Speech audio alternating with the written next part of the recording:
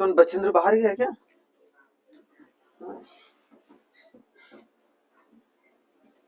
Start करें? बस इतना ही, और कोई किसी को आना तो नहीं है ना? चलो अच्छी बात है। तो हमने कहां तक पढ़ा था? कौन कौन सा प्लान शुरुआत में क्या था? सबसे पहला प्री इंडिपेंडेंस में 1934 क्या था? उसके बाद सेकंड, उसके बाद बॉम्बे, बॉम्बे प्लान के साथ एक और गांधीयन पीपल्स प्लान भी था, और उसके बाद आपको सर्वोदय प्लान। ठीक है, तो एक तरीके से हमने वहां तक चीजों को देखने की कोशिश करी थी। अब जैसे ही हमारा देश आजाद हुआ 1947 में, तो आपको पता ही है कि कांग्रेस जो थी उस वक्त सरकार बनाई भाई, है कि नहीं? उसके बाद जो है वो उसी के साथ इकोनॉमिक प्रोग्राम कमेटी ईपीसी का फॉर्मेशन हुआ। आजादी के बाद क्या फॉर्मेशन हुआ भाई? ईपीसी का। सबसे पहली बात हमें ये याद रखना है, ईपीसी, ईपीसी को हिंदी में क्या बोलते हैं भाई? आर्थिक कार्यक्रम समिति, जो आर्थिक की जायजा लेगी, मतलब आर्थिक स्थिति क्या है हमारे देश की भाई, और उसके साथ क्या जो है वो, या कौन सी ऑर्गेनाइजेशन बननी है उसके लिए रिकमेंडेशन देंगे।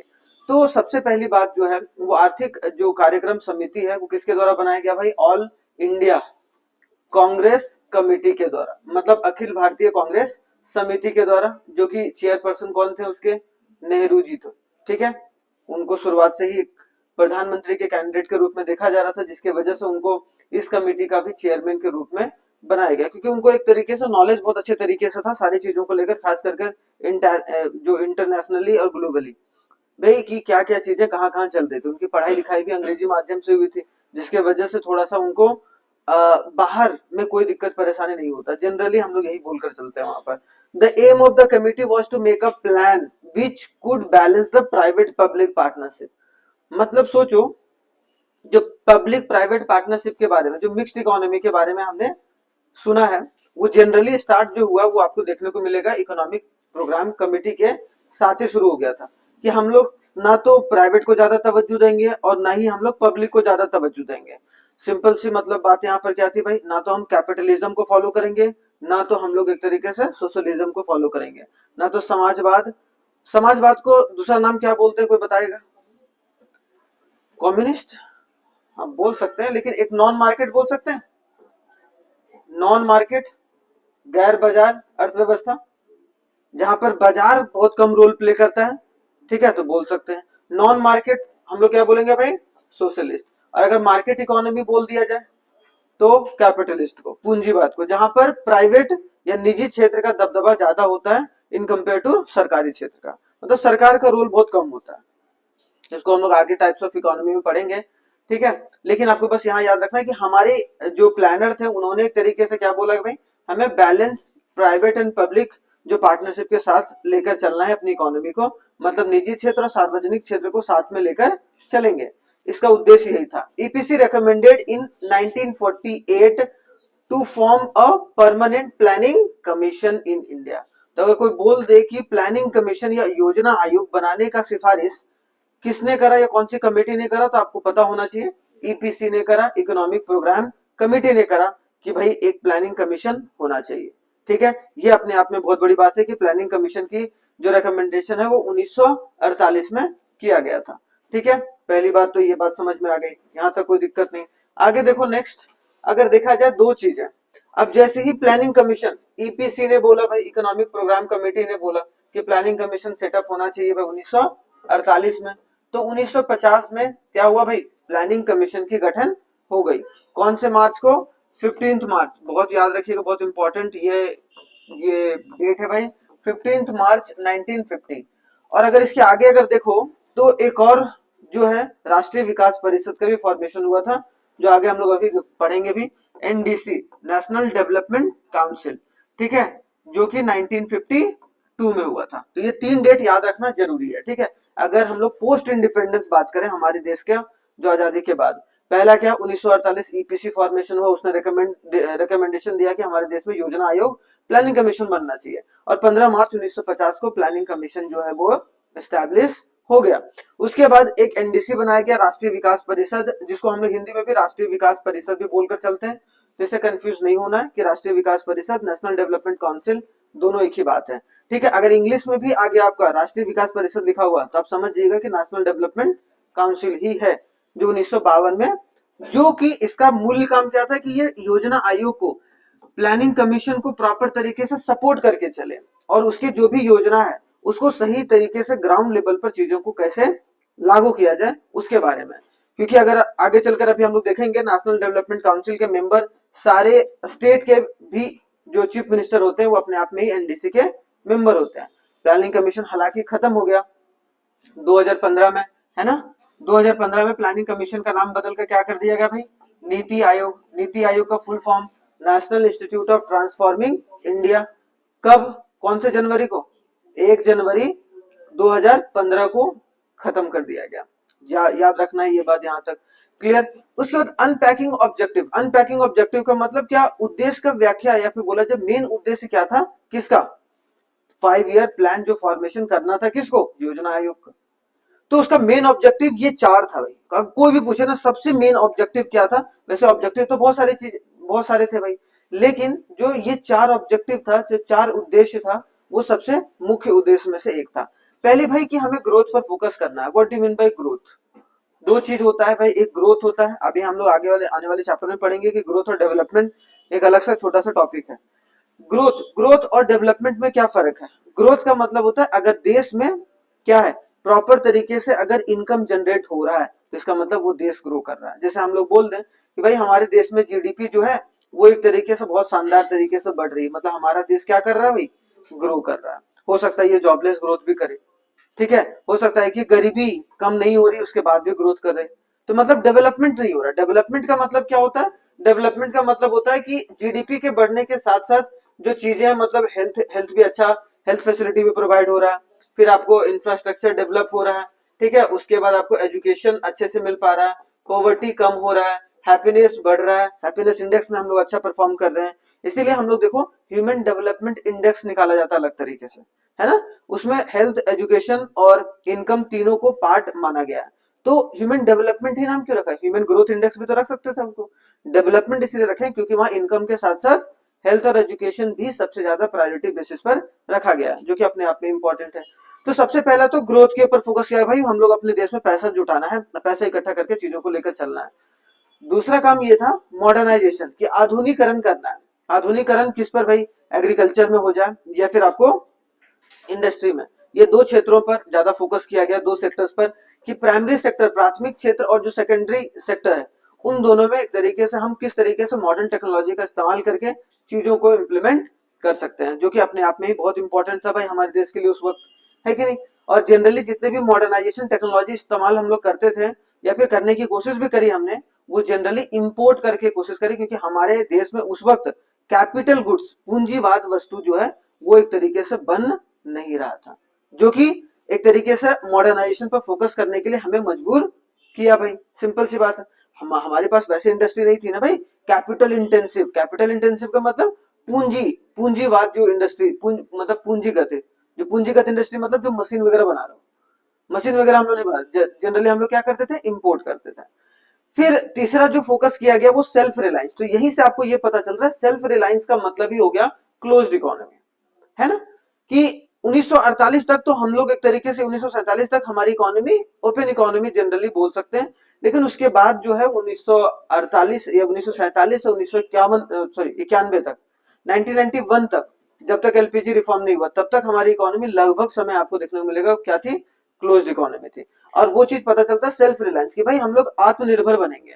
आत्मनिर्भर मतलब ये चीजें आपको पता चलती कि बहुत सारे हम लोग फूड आइटम जो होते थे वो अमेरिका वगैरह से इंपोर्ट करते थे। इसका मतलब क्या हो गया भाई, अगर अमेरिका चाहेगा जिस दिशा में हम लोगों को मोड़ना उस दिशा में मोड़ सकता था। क्यों, क्योंकि भाई वो खाना दे रहा है, और जो खाना दे रहा है अगर वो खाना देना बंद कर दे तो आपको जो वो बोलेगा वो आपको करना पड़ेगा। तो सबसे पहले तो हमें इसे एक तरीके से, क्यों, ये जब युद्ध भी हुआ था ना पाकिस्तान के साथ, तब भी एक तरीके से जो है वो कम कर दिया था। क्या कम कर दिया था, खाद्य, हाँ हाँ। तो वो बाद में जब ग्रीन रेवोल्यूशन आने से पहले की बात है, ग्रीन रेवोल्यूशन आने से पहले ना, जब युद्ध हुआ था चाइना के साथ भी और पाकिस्तान, तो उस वक्त जो है वो अमेरिका जो था वो हमारे देश में फूड आइटम्स की सप्लाई को कम कर दिया था, जिसका असर जो है वो हमारे देश पर बहुत ज्यादा पड़ा था। जिसके बाद जो है हमने ग्रीन रेवोल्यूशन की शुरुआत करी और आत्मनिर्भरता पर और भी ज्यादा तरीके से मतलब हमने जोड़ डाला। इक्विटी, इक्विटी का मतलब यहाँ पर क्या है, निष्पक्षता। निष्पक्षता मतलब सारे रीजन को इक्वली डेवलप करेंगे, मतलब सारे रीजन को इक्वली डेवलप करके चलेंगे, साथ ही साथ हम लोग चीजों को आगे लेकर चलेंगे। मतलब ऐसा नहीं होगा कि हम लोग इक्वल ट्रीटमेंट हर एक रीजन को ना कर रहे हो, हम लोग को सब रीजन को साथ में लेकर चलना है। मतलब कोई छोटा भाई बड़ा भाई हो, सब हो, उनको साथ में लेकर चलने की बात जो है वो की गई। तो जनरली आपको देखने को मिलेगा ये 4 ऑब्जेक्टिव से 5 ईयर प्लान की जो शुरुआत है वो की गई, जो कि अपने आप में ही इंपॉर्टेंट है। एक और देखिए भाई यहाँ पर, अब आते हैं थोड़ा सा एनडीसी के बारे में, कौन, राष्ट्रीय विकास परिषद के बारे में। ठीक है, एनडीसी और हिंदी इंग्लिश में भी राष्ट्रीय विकास परिषद लिखा गया, तो आपको पता हो जाना चाहिए। कब सेटअप हुआ भाई ये, हमने देखा अभी शुरुआत में, फिर से एक बार फटाफट रिवाइज करो। कब हुआ भाई सबसे पहले, ईपीसी कब बना, 1948 में उसने रिकमेंडेशन दिया क्या, कि प्लानिंग कमीशन बनना चाहिए। फिर 15 मार्च 1950 को क्या हुआ, प्लानिंग कमीशन बन गया। उसके बाद 2 साल के अंदर एनडीसी की स्थापना हो गई भाई, जो कि आपको 6 अगस्त को देखने को मिला। इसका काम क्या था, to strengthen and mobilise the effort and the resource of nation in support of 5 year plan. इसका हिंदी मीनिंग क्या है, आप सिंपल सी बात समझना, कि इसको ये बोला गया कि भाई जितने भी संसाधन है, जितने भी संसाधन है उनको जुटाने का काम और सही तरीके से उसको ग्राउंड लेवल पर इंप्लीमेंट करने का काम किसका था, एनडीसी का था। 5 ईयर प्लान मतलब प्लानिंग कमीशन का मेन काम क्या था, कि वो प्लान बनाकर दे देगा, ठीक है। उसके बाद उसको लागू करना है, कहां कहां क्या क्या रिसोर्सेस हमें एक तरीके से चाहिए होगा उस प्लान को लागू करने के लिए, वो सब सारी चीजों का इकट्ठा जो है या फिर उसको जुटाने का काम कौन करता था, एनडीसी करता था, सबसे पहला काम। यहाँ अगर देखा जाए परिषद में जो है वो कौन रहते हैं भाई, प्रधानमंत्री रहते हैं, मतलब prime minister, union cabinet ministers, जितने भी कैबिनेट मिनिस्टर जो कैबिनेट के मेंबर होते हैं वो सब, चीफ मिनिस्टर ऑफ, ये सबसे बड़ी बात है। तो यहाँ पर आपको फेडरलिज्म का कॉन्सेप्ट भी देखने को मिल रहा है, संघवाद का ढांचा को भी लेके चला जा रहा है, कि भाई ऐसा नहीं कि हम देश के लिए प्लान बना रहे हैं ना, अब देश के सभी राज्य के जो मुखिया हैं उनको अगर साथ में नहीं लेंगे तो फिर देश का डेवलपमेंट कैसे होगा। तो एनडीसी का ये है कि एक तरीके से सारे स्टेट के जो मेंबर होते हैं, चीफ मिनिस्टर होते हैं, वो इसके मेंबर होते हैं, एंड देयर सब्स्टिट्यूट, सब्स्टिट्यूट का मतलब अगर मान लो कि चीफ मिनिस्टर अवेलेबल नहीं हो पाए तो वो स्टेट से उन्होंने एक अपना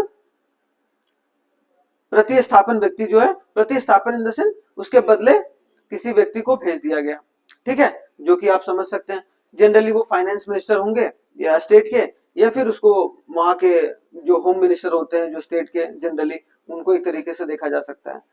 the representative of the union territory, union territory के भी लोग एक तरीके से होंगे जो रिप्रेजेंट करेंगे, and the member of NITI Aayog. NITI Aayog अपने आप में ही एक तरीके से पहले प्लानिंग कमीशन के जो मेंबर होते थे वो अपने आप ही एनडीसी के मेंबर हो जाते थे। अब चूंकि प्लानिंग कमीशन नीति आयोग में बदल गया तो नीति आयोग के जो मेंबर होंगे वो अपने आप में ही किसके, एनडीसी के मेंबर के रूप में जाने जाएंगे। तो हमें 3 चीज समझ में आया, इसका उद्देश्य क्या रहा भाई, और इसमें कौन कौन से मेंबर एक तरीके से इंक्लूडेड रहते हैं राष्ट्रीय विकास परिषद में। ठीक है, रट गया, यहाँ तक कोई दिक्कत नहीं। ठीक है, आगे अगर देखो नेक्स्ट हमारे पास क्या है, चलो 5 ईयर प्लान यहाँ तक लिख लीजिए फटाफट। हाँ, सारे जितने भी नीति चेयरपर्सन और वाइस चेयरपर्सन और उसके मेंबर रहते हैं ना 4-5, जो कि पूरा ग्रुप जो पूरे जो रिपोर्ट को एनालाइज करते हैं, तो वो सारे अपने आप में मेंबर हो जाएंगे इसके।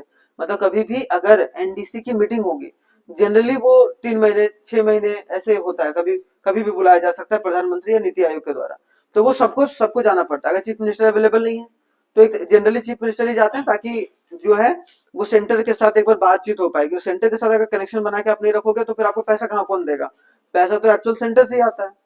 तो ये सब सारे चीजों में जाकर वहां बात होती है कि भाई आपको क्या चाहिए, आपके राज्य में क्या दिक्कत है, क्या परेशानी है, अपने अपने मामला को लेकर जाते हैं कि मेरे को इतना पैसा चाहिए, इस तरीके से मेरा डेवलपमेंट वर्क चल रहा है, सब चीज बताते भी हैं, प्रॉपर तरीके से रिपोर्ट लेके जाएंगे कि भाई अभी 3 महीने में 6 महीने में हमने क्या क्या काम, आपने जितना पैसा दिया था हमने क्या क्या काम किया कि नहीं किया।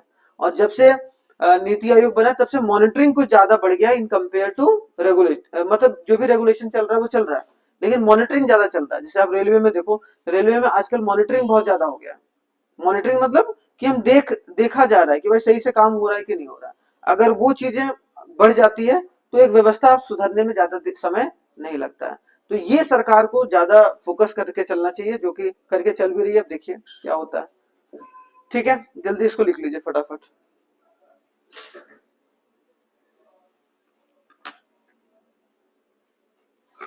सवा 9 बजे कोई दिक्कत है? नहीं ना? है ठीक है।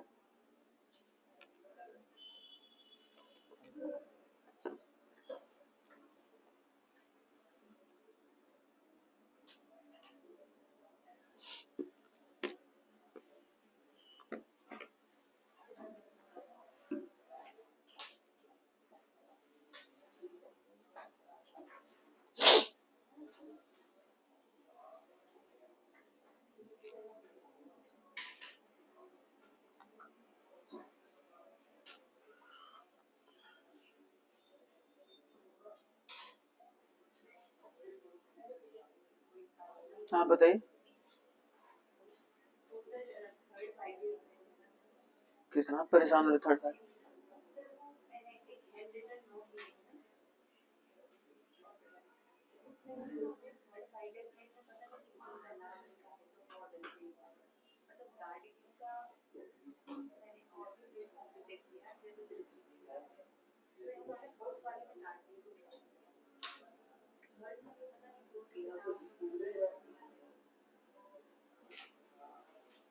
थर्ड है। देखो दो तरीके से सवाल आता है।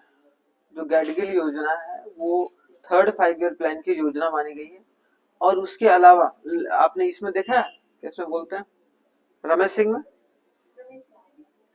चलो मैं यार एक बार और मैं रिव्यू कर लूंगा, चलो तुम्हारे चलते कल बता ही दूंगा, तुम्हारा ये पूरा डाउट क्लियर ही हो जाएगा।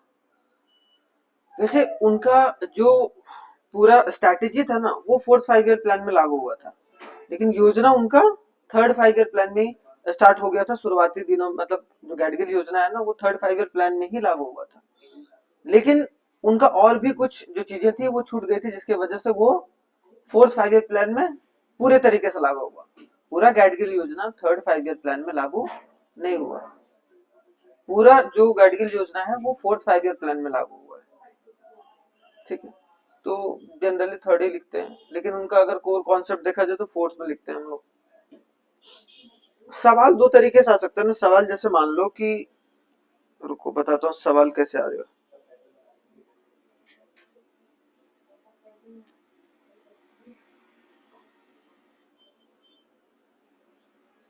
हर जगह तो तीसरा 5 वर्षीय योजना है, आपको कहाँ चौथा 5 वर्षीय योजना?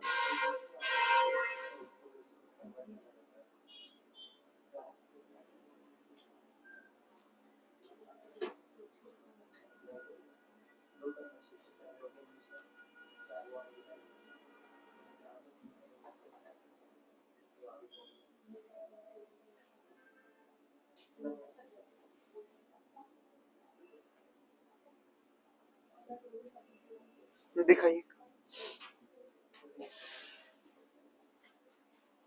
देखिए ये क्या है?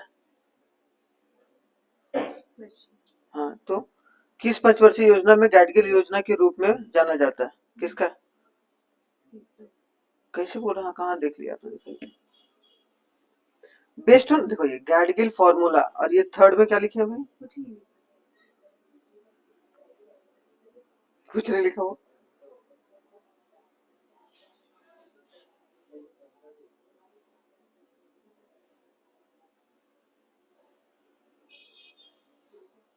ये तो प्लान हॉलिडे तो बाद का है। सर वो मैं रमेश सिंह में भी देखी थी, उसमें भी थर्ड में। कोई नहीं, आप फोर्थ से देखिए, फिर बस थर्ड देखिए। फॉर्मूला अगर आ गया ना, फॉर्मूला शब्द का इस्तेमाल, तब वो आप फोर्थ 5 ईयर प्लान में कीजिए। उनके फॉर्मूला पर बेस्ड था, लेकिन गैडगिल योजना उन्होंने तीसरा दिया था। तीसरा दिया, अब चूंकि बीच में बहुत सारी समस्या आ गई भाई, प्लान हॉलिडे वगैरह आ गया, जिसकी वजह से वो पूरी फॉर्मूला उसकी लागू नहीं हो पाई, जिसकी वजह से उनको, हाँ समझ में आ रहा है? तो ये था, ये अभी भी कंफ्यूजन में।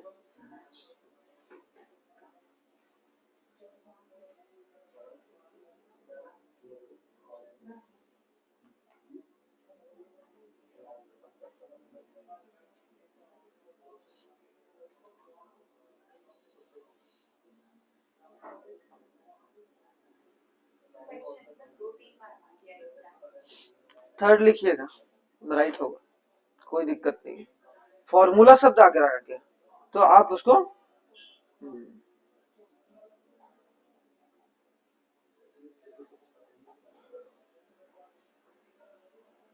हो गया ये, लिख लिए, देख कैसे बैठे।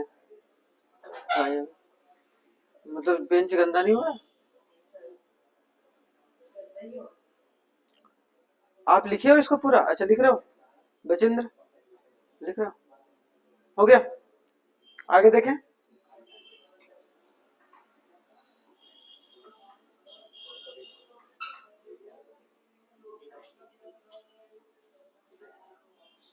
इसको पॉइंट पॉइंट बनाइएगा उसको।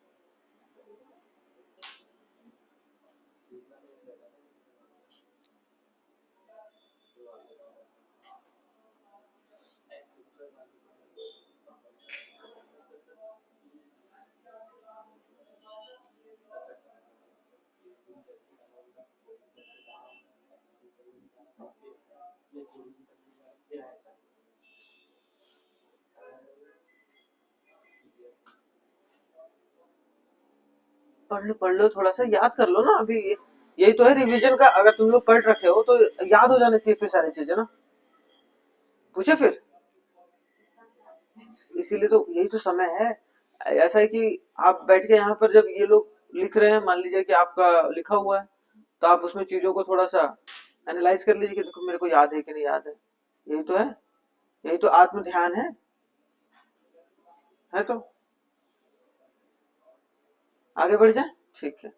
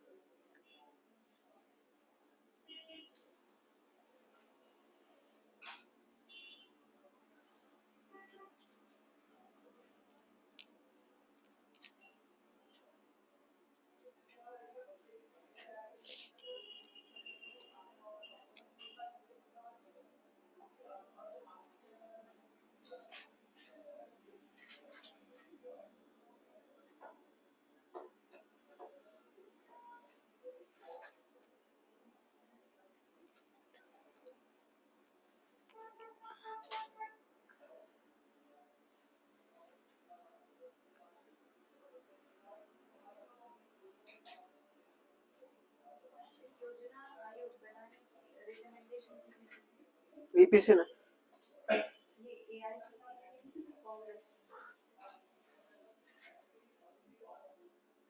कांग्रेस ही ने तो वो ईपीसी बनाया था। एक कमेटी बैठा ना, कमेटी देगा कि कोई पार्टी देगा? अगर आप बताओ। अब बीजेपी की गवर्नेंस में मान लो कि कोई रंगराजन कमेटी ने कोई रिकमेंडेशन दिया, आप ये भी बोलोगे कि बीजेपी ने दिया? वो तो कमेटी ने दिया ना। वो कमेटी जो ईपीसी कमेटी था, मतलब इकोनॉमिक प्रोग्राम कमेटी जो है, वो एआई मतलब ऑल इंडिया कांग्रेस ने दिया था। तो कांग्रेस ने उनको सेटअप किया था, कमेटी बनाया था। उस कमेटी के जो चेयरपर्सन नेहरू जी थे, उन्होंने एक तरीके से रेकमेंड करा था, उनकी जो अध्यक्षता में वो कमेटी जो थी वो रिकमेंडेशन दी थी कि हमारे देश में एक योजना आयोग होना चाहिए। वो नहीं कि कांग्रेस ने दिया, बीजेपी ने दिया, ऐसा कभी ऑप्शन में आएगा भी नहीं।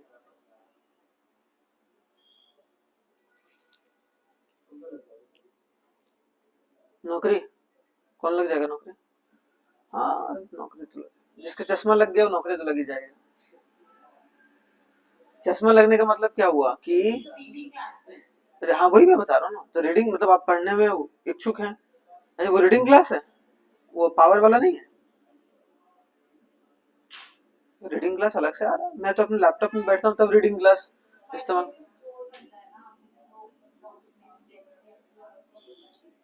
बहुत अच्छी बात।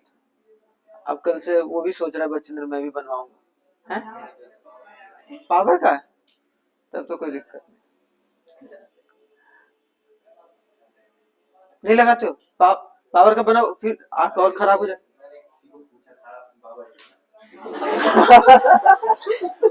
बाबा को पूछे, हाँ तो क्या बोला बाबा?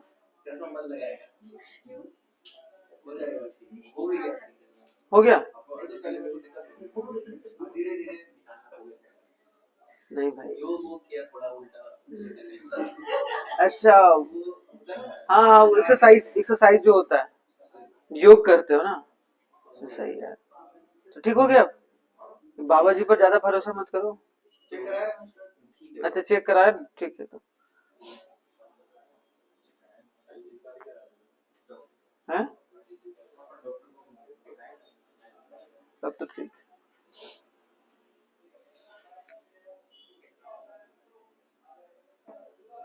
घर के बड़े हो तुम? हाँ बड़ा भाई भी है, इसीलिए मजे कर रहे हो तुम।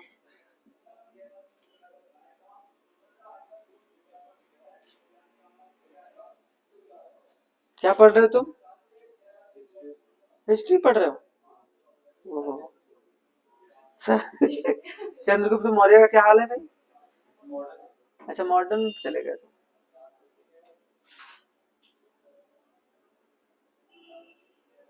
मॉडर्न से ज्यादा सवाल आता है ना, वही छूट गई। आ जाएगा आ जाएगा। नहीं अब कोई ना कोई कंप्लीट होगा, टेंशन क्या ले रहा, हो गया? नहीं, मॉडर्न हिस्ट्री के लिए 2 महीना तो चाहिए। 2 ढाई महीना तो चाहिए, ज्यादा ही लगता है। अगर लिखवा लिखवा कर पीपीटी के माध्यम से करेंगे तो कम लगेगा। तो यही चीज अगर लिखवा के मैं करता ना तो ज्यादा समय लगता।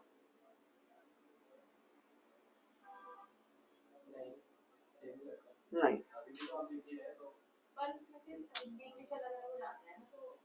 मैं पहले हिंदी बोलूंगा फिर इंग्लिश बोलूंगा। हाँ, तो फिर मैं, हाँ इसमें क्या है, मैं एक साथ ही दोनों लिखते जाओ खत्म कहानी, तो इसमें समय बच रहा है ना आधा।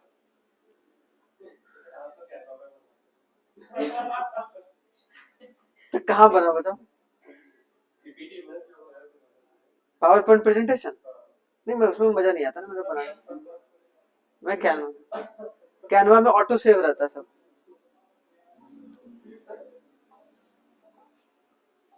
देख लो।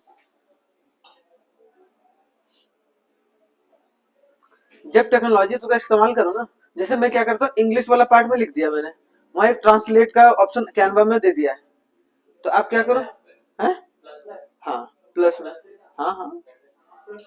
तो क्या लग रहा है तुमको, इतना कोई गरीब नहीं है। नहीं, वो ज्यादा नौटंकी वाला है, उसमें आप धांधली भी हो सकता है। अच्छा 49 रुपया वाला ना? नहीं भाई ठीक है हमारा,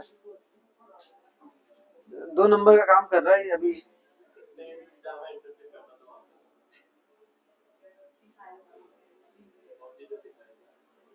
ये चोरी करना सिखा रहा था। एथिकल एथिकल चीजें सीखो ना। हाँ तो एथिकल में ये थोड़ा सिखाया जाएगा कि कैनवा का प्रीमियम कैसे चोरी करें।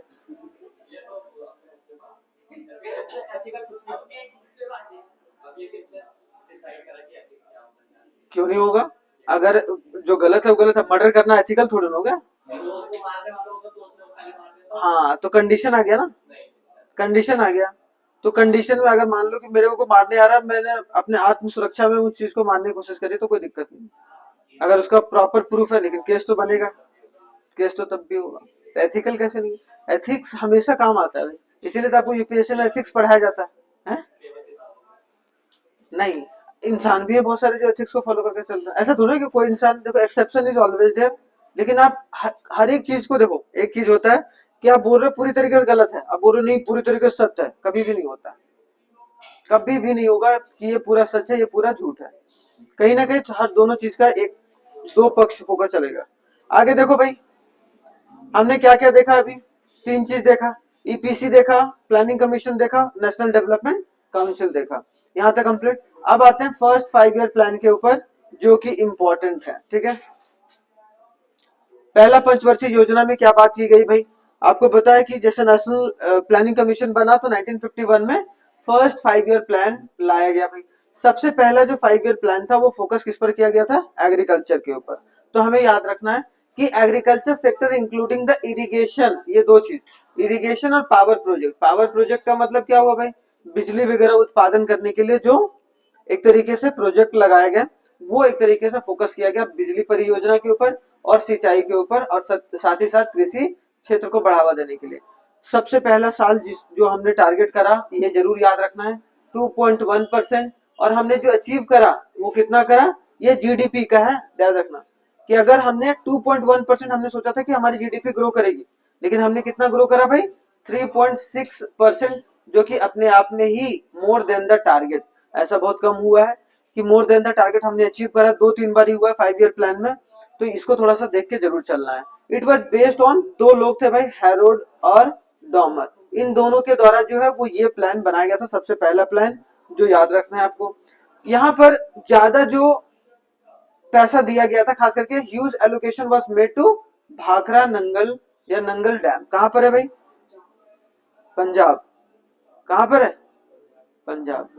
बहुत बड़ा पावर प्रोजेक्ट है, जो कि एक तरीके से वहां इरिगेशन के लिए भी, मतलब यहाँ पर दो लक्ष्य था कि अगर कोई भी हम प्रोजेक्ट बनाए तो वो पानी जो है वो बिजली के उत्पादन में भी काम आए, और साथ ही साथ इरिगेशन फैसिलिटी में भी उसका इस्तेमाल किया जाए, ताकि एक तीर से दो निशाने मतलब लगाए जाए। यहाँ पर एक और काम किया गया, imperial bank of India transform into the state bank of India. याद रखिएगा कौन से कमिटी ने?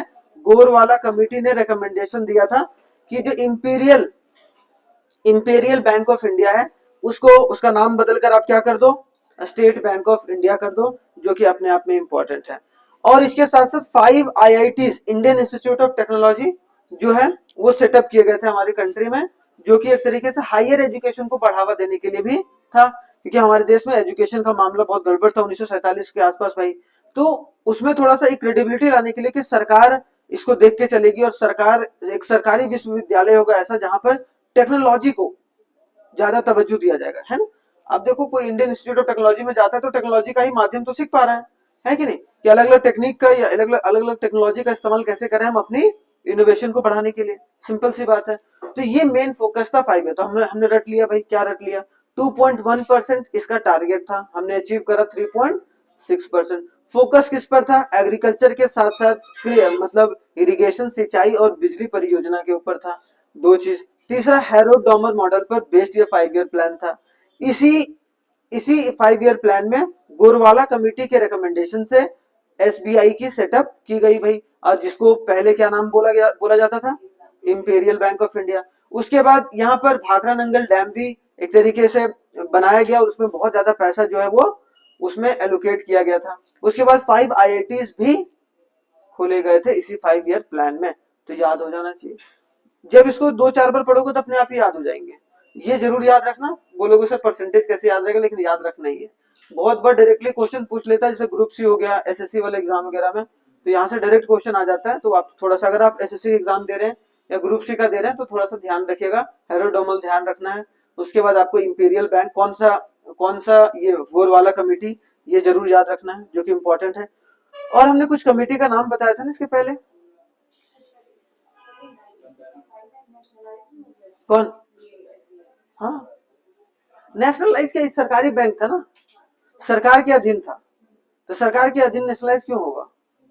नेशनलाइज हम किस बैंक को करेंगे, सोचो, राष्ट्रीयकरण करने का मतलब उस बैंक को करेंगे जो बैंक प्राइवेट है, उसको हम राष्ट्रीयकरण है। हाँ, तो उसको भारत सरकार के अधीन लाया गया ना, स्टेट बैंक ऑफ इंडिया, नाम ही चेंज करा बस। और वैसे जो वो ब्रिटिश एरा के पीरियड में था, वो अपने आप ही जो ब्रिटिश सरकार के अंदर था, वो भारत सरकार के अंदर आ गया, तो वो अपने आप में भारत, फिर सरकार ने इसका नाम चेंज करके एसबीआई रख दिया, और वो आज भी चल रहा है, जो कि आप समझ सकते हैं। ठीक है, चलिए इसको लिखिए फटाक से, जल्दी एक एक करके लिखते चलिए। क्या पीओ का, एसबीआई पीओ? हाँ, एसबीआई पीओ वगैरह में पूछता है, मेंस में, मेंस वाले में। बैंकिंग अवेयरनेस, हाँ बताइए। और कमेटी का नाम बताया था ना मैंने, रंगराजन कमेटी, क्या रिकमेंडेशन दिया था, क्या दिया था? रंगराजन कमेटी ने क्या रिकमेंडेशन दिया था? दिया,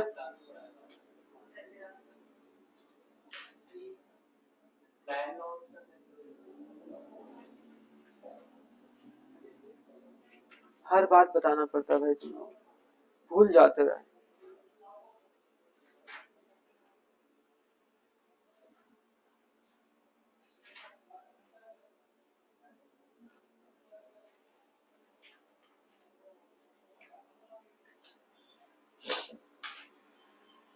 इसके बाद सेकंड है, फिर थर्ड है।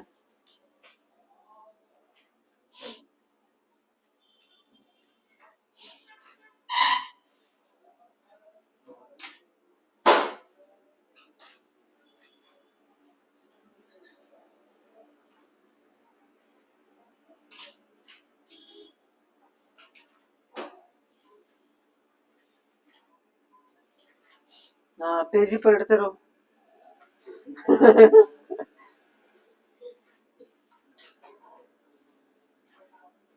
क्या बता, पॉवर्टी एस्टिमेशन, जो लेटेस्ट पॉवर्टी एस्टिमेशन किया जाता है, हाँ, सब चीज लिखाया ही नहीं जाता है, कुछ बताया भी जाता है।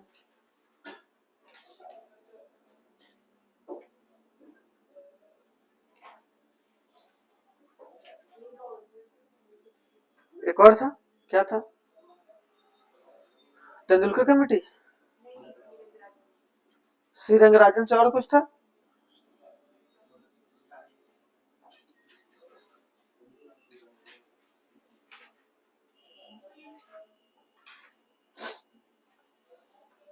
नहीं मिलेगा तुम लोगों को, कल तक मिलके होगा तो बता देना, ठीक है।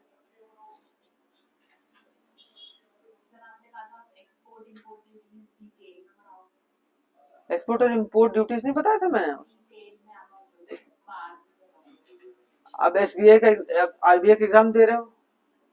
हाँ, मैं पढ़ा दूंगा, टेंशन ना, टैक्स टैक्स वाले जब पढ़ाऊंगा ना चैप्टर, टैक्सेशन जब पढ़ेंगे ना, जीएसटी वगैरह, तो उसमें तो पढ़ेंगे, एक्साइज ड्यूटी, इम्पोर्ट ड्यूटी कैसे लगता है, उसको तो हम लोग पढ़ेंगे वहाँ पे। जब वो टैक्सेशन पॉलिसी गवर्नमेंट बजट में पढ़ेंगे, प्रोग्रेसिव टैक्स, डिग्रेसिव टैक्स, ये सब सारे टैक्स उसी के अंदर आएंगे। स्पेसिफिक टैक्स क्या होता है, जितने भी टैक्स के सिस्टम है।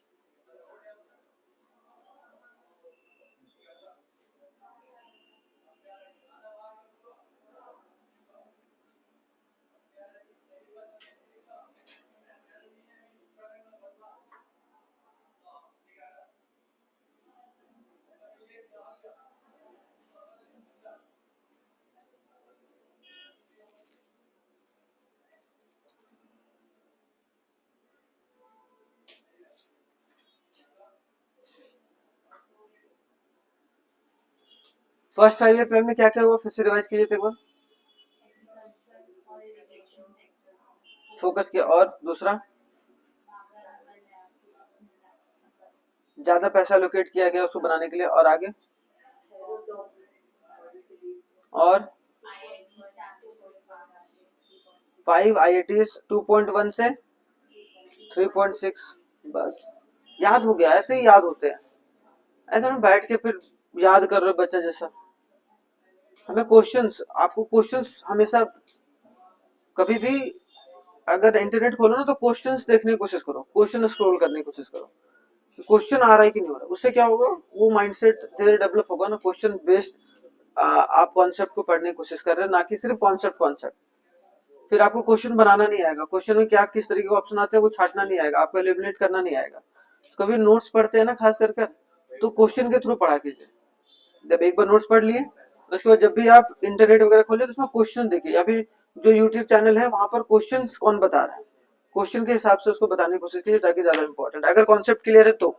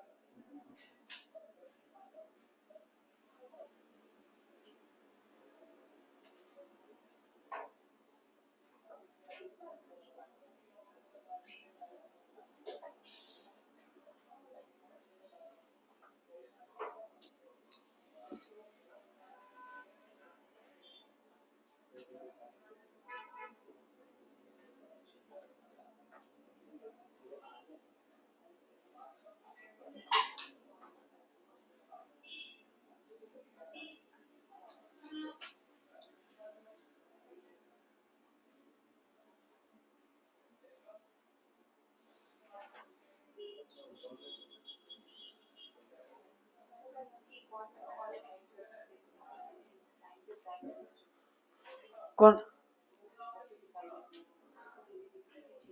मुश्किल है, ऐड कर सकते हो। हाँ अपने, हाँ उस वक्त के प्राइम मिनिस्टर कौन थे, चेयरपर्सन चेयरपर्सन कौन थे उस वक्त के प्लानिंग कमीशन के, वो आप ऐड कर सकते हो, उसमें कोई दिक्कत नहीं है। बहुत अच्छी बात है, वो आप कितना भी ऐड कर लो उससे रिलेटेड चीजों को, कि 1951 से 1956 में हाँ और क्या क्या चीजें हुई थी, वो सब सारी चीजों को। इसमें आप पॉलिटिकल कॉन्सेप्ट भी थोड़ा सा रिलेट करके चल सकते हो।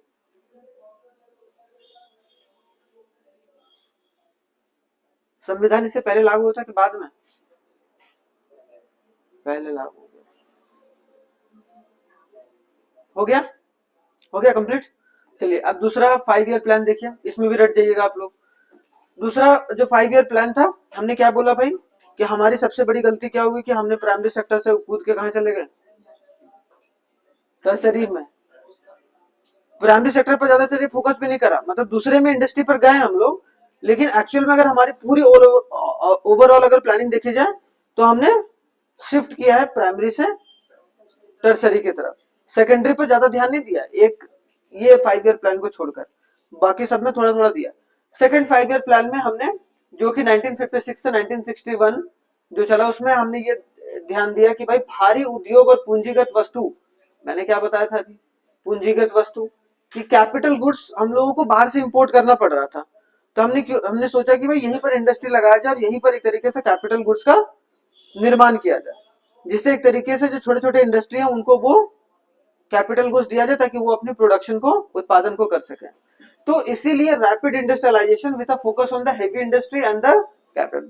भारी इंडस्ट्री कौन होते हैं, जैसे steel industry, motor vehicle locomotive industry, railway वगैरह का लोकोमोटिव इंडस्ट्री बोलते हैं ना, रेलवे वगैरह का डिब्बा वगैरह जो बनाता है, ठीक है। तो उसके लिए भी पहले हम लोग को बहुत सारी चीजों चीजों जो लाना पड़ता था, विदेश से लाना पड़ता था, यहाँ पर चीजें उपलब्ध नहीं थी। आज हमारे देश में बहुत सारे लोकोमोटिव जो इंडस्ट्री देखने को मिलते हैं, जहां पर डब्बे वगैरह जो है वो तैयार किया, जैसे वंदे भारत पूरी तरीके से भारत में ही तैयार हुआ है। अभी देख लो कुछ दिनों में स्लीपर बोगी भी उसका रेडी हो जाएगा भाई। स्लीपर कौन, किसमें, वंदे भारत में स्लीपर एसी और सेकंड एसी, ठीक है, वो सब थर्ड एसी भी है उसमें। India achieved only 4.27 income growth, falling short of the targeted 4.5। अब एक बार तो हमने भाई 3.6 कर लिया, अब हमने सोचा कि अब तो हमारी इकोनॉमी रास्ते पर आ गई, तो हमने इससे बहुत ज्यादा टारगेट 4.5 का टारगेट ले लिया, लेकिन हमने अचीव कितना करा, 4.27, लगभग चीज हम मतलब लगभग हमने टच तो कर ही लिया था। ये जो है पीसी महलनोबिस के मॉडल पर बेस्ड था। अगर कोई पूछे कि 5 ईयर प्लान के पीछे का कॉन्सेप्ट पीसी महलनोबिस का ही था कि भाई हमारे देश में 5 ईयर प्लान के जैसा कॉन्सेप्ट होना चाहिए। वैसे भी अगर देखा जाए 5 ईयर प्लान लागू करने वाला सबसे पहला देश कौन सा है, रशिया है, USSR.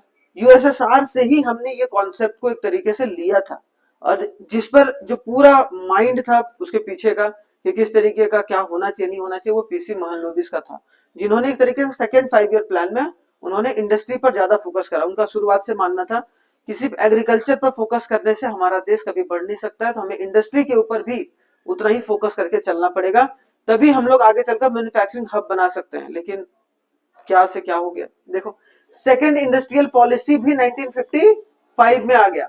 Divided industry into a 3 schedule, 3 part में बांट दिया गया, नवरत्न, मिनी रत्न और महारत्न। आपको याद होगा महारत्ना कंपनीज, नवरत्ना कंपनी और मिनी रत्ना कंपनीज। तो अलग अलग कंपनीज को बांट दिया गया भाई कि जो बहुत बड़ी कंपनी है वो एक साइड, उससे छोटी कंपनी वो एक तरफ, और जो बहुत छोटी कंपनी है वो एक तरफ। तो इससे क्या हुआ कि सरकार को, मतलब यहाँ पर आप समझ रहे हैं कि सरकार जो है पूरी प्लानिंग में ज्यादातर जो है प्राइमरी रोल, प्राथमिक रोल किसका था, गवर्नमेंट का था। सरकार बहुत अच्छे तरीके से रोल करके चल रही थी, प्ले करके, और जो प्राइमरी रोल और जो इंडस्ट्री था, या फिर सॉरी इंडस्ट्रियलिस्ट, या फिर बोल लिया जाए आप लोग बोल लो प्राइवेट सेक्टर, उनका रोल क्या था, सेकेंडरी था। सरकार के हिसाब से उन लोगों को चलना होता था, जो कि एक बहुत बड़ी कमी थी हमारे देश में। जैसे चाइना में हर घर तक पहुंचाया गया था इंडस्ट्री को, हर घर तक मतलब हर घर के लोगों को साथ में जोड़ा गया था, चाहे वो एग्रीकल्चर सेक्टर से जोड़ना चाहे या फिर वो इंडस्ट्री सेक्टर से जोड़ना चाहे, जिसके वजह से वहां पर रैपिड जो है वो मैन्युफैक्चरिंग एक्टिविटी होता जा रहा था। ठीक है, तो पीसी महालनोबिस के मॉडल पर बेस्ड था भाई। 1955 में सेकंड इंडस्ट्रियल पॉलिसी भी लाई गई थी कि इंडस्ट्री को हम लोग कैसे रिवोल्यूशनाइज किया जाए। तो ये बात है। टारगेट ऑफ अचीविंग क्या था, सोशलिस्ट पैटर्न ऑफ सोसाइटी, क्या था, socialist, but the economic policy failed to achieve. Socialist pattern का मतलब समाजवाद, कि लोगों को कल्याण, अगर भाई आप कल्याण ज्यादा ही कर दो बिना कोई एक्टिविटी किए हुए तो गड़बड़ हो जाएगा। जैसे सोशलिस्ट इकोनॉमी है भाई, कौन, चाइना, लेकिन वहां के लोग जो है वैसा नहीं कि घर बैठे बैठे फ्री बीज मिल रहा है, सब्सिडीज मिल रहा है उतने तरीके ना, मिलेगा लेकिन काम करने में मिलेगा, जो ज्यादा अच्छा काम कर रहा है उसको सब्सिडी दिया जा रहा है, कोई दिक्कत नहीं है। कभी कभी दिक्कत हो गया, परेशान, लेकिन हमने ज्यादातर फोकस करा socialist pattern of the society पर, जो कि एक तरीके से डैमेज हमारी इकोनॉमी को किया, और जिसके वजह से हमने ये चीज अचीव भी नहीं कर पाए जो हमने सोचा था कि भाई हम लोग समाजवाद पर चलेंगे, बल्कि हमने सोचा था कि भी समाजवाद और कैपिटलिस्ट पूंजीवाद को दोनों को साथ में लेकर चलेंगे। लेकिन हमने इसमें यह सोचा कि समाजवाद, समाज को इंक्लूसिविटी के साथ कैसे लेकर चले, समावेशिता के साथ कैसे लेकर चले, जो कि जिसमें हमने एक तरीके से असमर्थ रहे। तो यस, यहाँ पर ज्यादा याद रखना है कि पीसी महालनोबिस वाला याद रखना है, 4.27। तो 55 में इसको लाया गया था, 56 में इसकी लागू हुई थी, मतलब देखो ना, 1956 में, तो सेकंड इंडस्ट्रियल पॉलिसी 1955 के अंतिम में लाया गया था, 1956 से सेकंड 5 ईयर प्लान में इसको लागू किया गया था, इसलिए इसको सेकंड 5 ईयर प्लान में हम लोग पढ़ रहे हैं। ठीक है, वैसे 1956 से लिखना कोई दिक्कत नहीं। ठीक है, उसको जो इनिशिएट किया गया था 1955 में किया था, जब अंतिम पड़ाव चल रहा था फर्स्ट 5 ईयर प्लान का। ठीक है, और 1956 में इसको पूरी तरीके से लागू कर दिया गया। ठीक है, तो चलिए सेकंड 5 ईयर प्लान लिखिए।